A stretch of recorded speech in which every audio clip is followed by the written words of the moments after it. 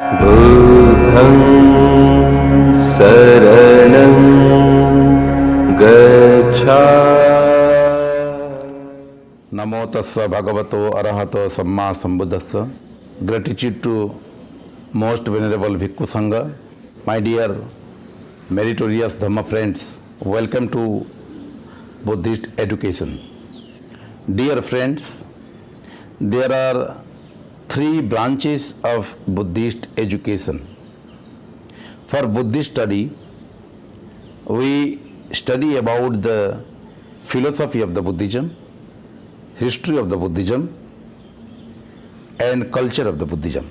Buddhist education means to train the mind to find out the problem, cause of the problem, eradication of the problems, and the way how to eradicate the problems. It is to understand the life. It is to understand suffering. It is to understand the problems of the life. And it is to train our mind to find out the solution of the problems of the life.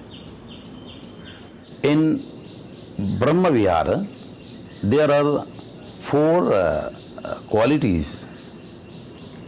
That is Maitri, Karuna, Mudita, and Upekha. Maitri means the fraternity. What is the constitutional words of our constitution? There is the fraternity. Karuna is compassion. What is the justice? Mudita is sympathetic joy and equally treating to others. That is the equality. And Upekha, that is the liberty. When we see outside, then we forget our inside activities. And we are not aware how mind is getting polluted. We are not aware how mind is collecting many defilements. And slowly, mind becomes deluded, and as a result, we develop greed and hatred. A deluded mind is torn to be greed and hatred. So, dear Dhamma friends, this Uposatha can also be translated as the introspection, self-introspection. We should know, we should understand the activities going on inside. And in Buddhist culture, at least there were 4 days in each month, because at that times we had not the standard of like this 1st January, 2nd, 3rd, not like that. Months were being calculated, days were being counted like Pratipada, Ditya, Tritiya, Chatuthi, Panchami, Sathi, Sattami, Atthami, like this. So in this way, there were 2 fortnights, New Moon Day and Full Moon Day. New Moon and Full Moon. And in between the New Moon and Full Moons, again there were 2 days, that is the Atthami, the 8th day. So, in this way, people were counting the month according to the day, not by the date. So, every 8th day of the month were treated as the Uposatha day. This is a very best mechanism how to see the mind and how to maintain the balance in between the external world and internal activities.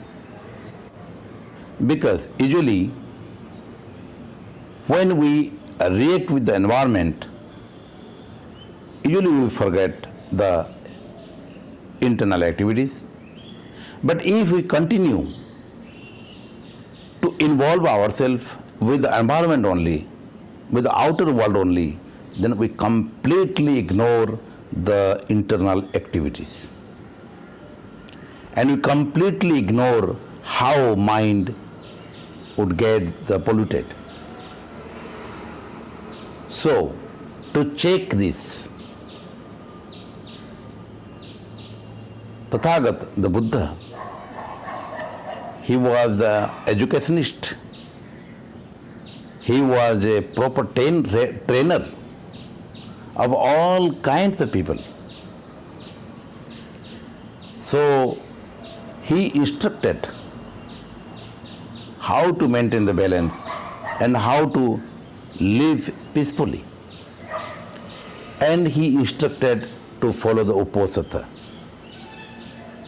And all Buddhist devotees, practitioners, they used to go to monastery. They were spending their whole day beside the Dhamma. They were spending their whole days near the Dhamma, in the Dhamma. And they were practicing whatever they were listening, because at the time there were no any other media to learn. So whatever they were learning from Bhikkhu Sangha means the teachers of this Buddhist education system. So whatever they were learning from them, they were practicing, they were experiencing, because monastery is designed in such a way where we can practice all the Dhamma. So to practice the Sila, Samadhi, Panya, this monastery was designed in such a way. That's why monastery was not used as any kind of the prayer house or the congregation hall. Monastery is a complex of many places like Sangharama, Danasala, Chaitya, Bodhirukha, and Dhammasala. In this way, monastery was the complex. And people were practicing their Dhamma. They were living with the Dhamma. So this process is called Uposatha. Once Ashoka, the great King Ashoka, asked to his teacher that what is the downfall of any philosophy or any religion. And his teacher told, if Uposatha is not practiced well, dear Dhamma friends, there may be many causes for downfall of Buddhism in India, but most important, most sensitive cause for the downfall of Buddhism in India is when Uposatha or the practice of Dhamma was reduced. Dear Dhamma friends, to promote, to establish, to re-establish the Buddha Sasana, we must practice the Uposatha. At least one day in a month, we must devote ourselves, dedicate ourselves to practice Dhamma in monastery, in Buddha Vihara. And I hope we may lead a very peaceful life, because peace, happiness depends on our behave, our practice, our way of thinking.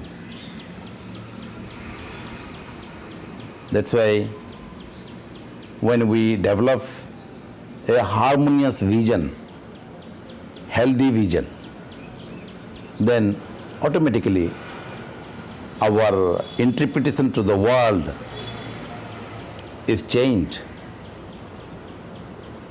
and we come out from the defilement like greed, hatred and delusion, and we lead a healthy life. So dear Dhamma friend, let's start to practice Dhamma. So dear Dhamma friends, thanks to all for your attention. May you all be happy. Bhavatu.